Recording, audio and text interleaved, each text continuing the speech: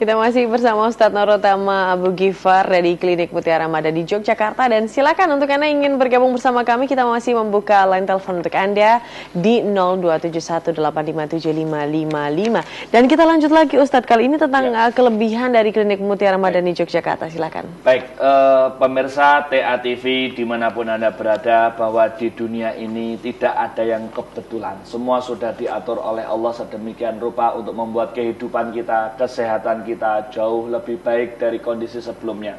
Misalnya ada di antara penjenengan ataupun keluarga atau mungkin orang tua bahkan putra-putri yang saat ini sedang diuji oleh Allah dengan berbagai macam keluhan dan berbagai macam penyakit kronis, kok sampai hari ini belum juga menemukan jodoh kesembuhan. Dan dilalahnya qadarullah sedang menyaksikan program di TA TV seperti pada malam hari ini.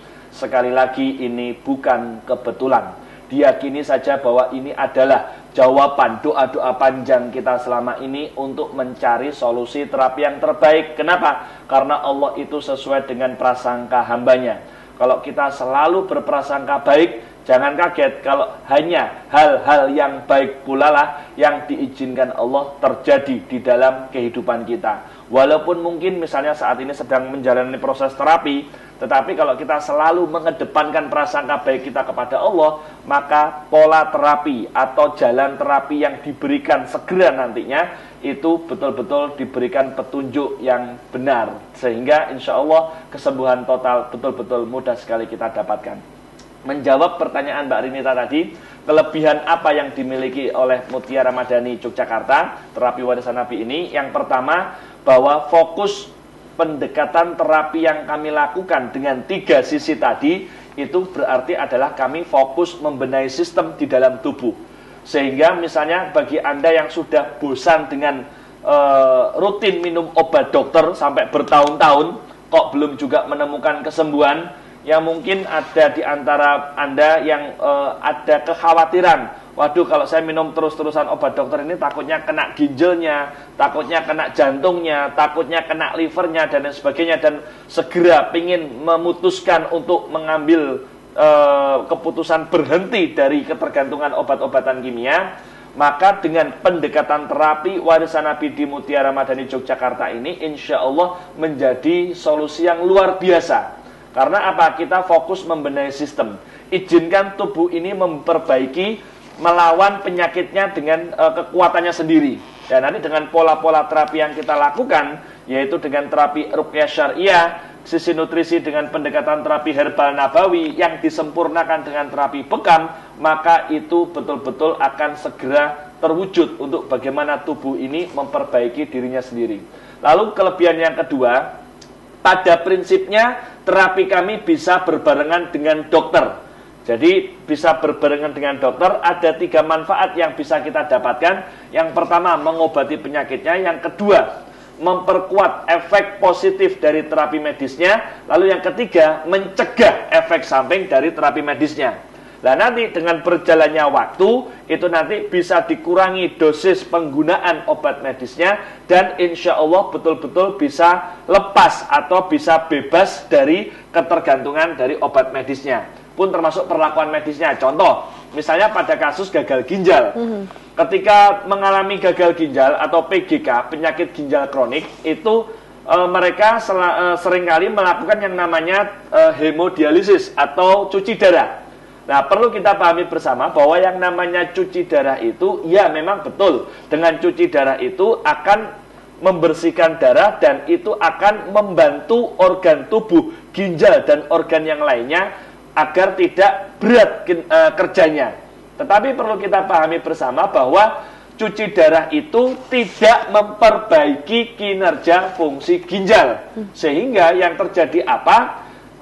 Cuci darahnya seminggu sekali, seminggu 2 kali itu pasti. Pertanyaannya, sampai kapan cuci darahnya itu dilakukan? Karena banyak kasus di masyarakat, atau mungkin kita bisa lihat kanan kiri kita, tetangga kita, mungkin saudara kita yang mengalami cuci darah itu sampai bertahun-tahun, bahkan seumur hidup. Nah itu pertanyaannya, apakah iya betul itu solusinya? Itu kita harus berpikir ulang, berpikir secara bijaksana, sehingga kita dapat menentukan tindakan terapi seperti apa tepatnya. Nah kalau dilakukan terapi di tempat kami, ya tahap awal cuci darah nggak boleh langsung berhenti, nggak boleh. Nah Nanti setelah 2 minggu, 3 minggu, nanti pelan-pelan frekuensi cuci darahnya kita kurangi. Yang awalnya seminggu 2 kali menjadi seminggu sekali.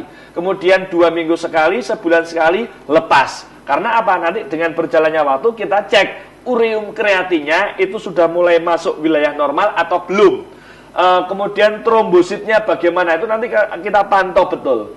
Memang salah satu kelebihan terapi medis itu adalah terukur. Makanya ketika dibarengkan dengan pendekatan terapi di tempat kami, itu dengan berjalannya waktu, cuci darah di tahap awal tetap dilakukan, lalu kemudian dengan berjalannya waktu juga itu nanti kinerja ginjal itu betul-betul kita optimalkan. Sehingga insya Allah kalau kinerja ginjal itu sudah sempurna, cuci darah itu bisa lepas. Pertanyaannya, seseorang terkena gagal ginjal itu karena apa? Banyak faktor. Karena tubuh ini bersifat sistem, awalnya hipertensi itu bisa kena gagal ginjal. Awalnya diabetes itu bisa kena gagal ginjal. Awalnya batu ginjal itu bisa kena gagal ginjal. Banyak sekali penyebabnya. Makanya bagi Anda yang mungkin mengalami hipertensi tahunan atau diabetes tahunan, atau ada riwayat batu ginjal mungkin 3, 4, atau 5 tahun yang lalu, mohon betul-betul dicek secara berkala 3 bulan sekali atau 5 bulan sekali kondisi ureum kreatinnya atau kondisi ginjalnya. Nah, kalau misalnya sejauh ini ternyata baik-baik saja, alhamdulillah. Tetapi ketika sudah mulai ada masuk ke wilayah batas atas, nah itu yang kita harus hati-hati. Makanya insya Allah dengan pendekatan terapi warisan Nabi di Mutiara Madani Yogyakarta, yang hipertensi, diabetes, dan batu ginjal harusnya kena mengganggu fungsi ginjal, yang kita sebut dengan gagal ginjal, itu semua bisa dicegah, itu semua bisa diantisipasi sedini mungkin. Karena prinsip kami, mencegah itu lebih baik daripada mengobati. Mencegah dari komplikasi sebuah penyakit itu jauh lebih baik daripada mengobati komplikasi penyakit. Walaupun banyak kasus komplikasi penyakit itu alhamdulillah bisa segera sembuh dengan pendekatan terapi yang kita lakukan. Nah, kemudian omong-omong tentang hipertensi dan diabetes, itu pun juga kalau tidak segera diatasi dengan cepat dan tepat, apalagi kalau sampai kesemutan pada tangan, kenceng kaku pada leher, pada pundak, hati-hati dengan kondisi stroke.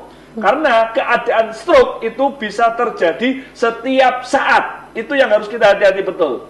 Makanya hal-hal apa yang perlu dilakukan, model terapi seperti apa yang dilakukan, pola makan dan gaya hidup seperti apa yang harus ditata ulang, itu semua kita harus melakukan penyadaran diri sedini mungkin. Jangan sampai kebablasan. Karena kalau sudah kebablasan, maka produktivitas kehidupan kita, produktivitas kegiatan kerja kita itu akan menurun kalau sudah terjadi seperti itu. Tetapi jangan putus asa. Kalau ternyata sudah terjadi seperti itu, tetap ada solusinya. Tetap ada solusinya. Kalau kita bicara stroke, itu ada 2 tipe. Tipe sumbatan dan tipe pembuluh pecah. Biasanya pada kasus hipertensi, kalau sudah mengalami kejadian stroke, itu stroke-nya stroke tipe pembuluh pecah. Nah, tetapi kalau terjadi stroke tipe sumbatan, bisa jadi stroke-nya bukan karena hipertensi, bisa jadi karena kolesterol, bisa jadi karena trigliserid. Sehingga ketika dia masuk ke pembuluh darah, dia bisa menyumbat. Nah, kalau sumbatan itu ke otak mengakibatkan stroke, kalau sumbatan itu ke jantung mengganggu jantung, kalau sumbatan itu kemana ke ginjal akan mengganggu ginjal sehingga munculnya gagal ginjal. Belum lagi sebab yang lain, misalnya ada indikasi sindrom darah kental. Jadi darah mengental ini juga banyak faktor penyebabnya. Bisa karena kurang minum air putih, bisa karena misalnya pada kasus kejang seringkali dengan berjalannya waktu, dalam waktu yang sangat lama mengkonsumsi obat anti kejang. Kalau sindrom darah kental ini tidak segera diatasi, kalau dialami oleh seorang ibu yang sedang hamil, itu bisa memicu keguguran.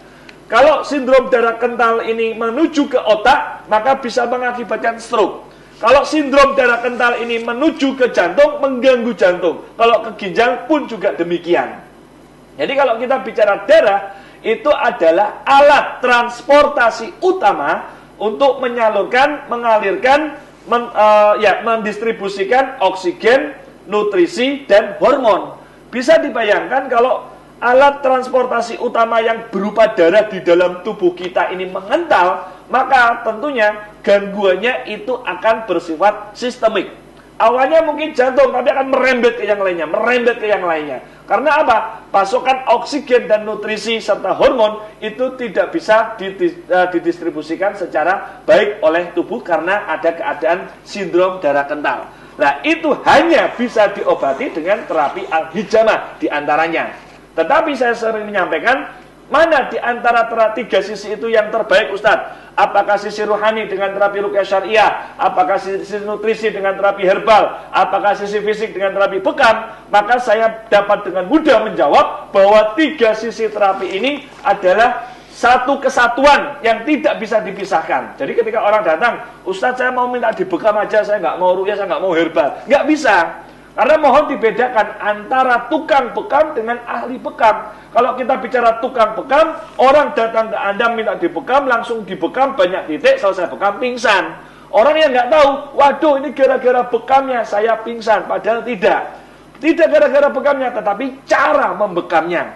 Nah kalau misalnya ada penyakit komplikasi, nanti dulu. Dikondisikan dulu dengan tahapan terapi herbal, kemudian bagaimana tubuh ini dikondisikan sedemikian rupa agar memiliki kekuatannya kembali, merehab dirinya sendiri. Nah kemudian bagaimana jiwa ini ditenangkan dengan pendekatan terapi ruqyah syariah. Belum lagi nanti misalnya kalau ada indikasi gangguan jin ataupun sihir. Nah, kalau saya mengatakan gangguan jin ataupun sihir, tidak harus dari orang jahat. Bisa dari faktor keturunan, bisa nggak sengaja kita nginjek-injek rumah jin, dia marah, seperti yang saya ceritakan di awal sesi tadi. Bisa karena jin itu cinta sama kita. Nah, jadi macam-macam gitu ya. Tapi apapun itu, dengan pendekatan terapi warisan Nabi di Mutiara Madani Yogyakarta, insya Allah solusi totalnya itu ada di sini. Jadi kita nggak perlu ambil pusing. Ustadz ini ada gangguan jin? Belum tentu. Ustadz ini apakah faktor psikologis? Bisa jadi. Ustadz ini apakah faktor virus? Bisa jadi. Tapi apapun itu, insya Allah apapun penyebabnya, apapun jenis penyakit kronisnya, apakah itu gagal ginjal, jantung bocor, vertigo, migrain, stroke, kanker, tumor, diabetes, hipertensi, batu ginjal, batu empedu, miom, kista, keputihan, dan juga bagi Anda pasangan suami istri yang lama menikah yang ingin segera memiliki momongan, mantapkan hati, ringankan langkah, ambil keputusan sekarang juga. Telepon kami sekarang juga di 0274 884 764. SMS kami sekarang juga di 2 nomor sekaligus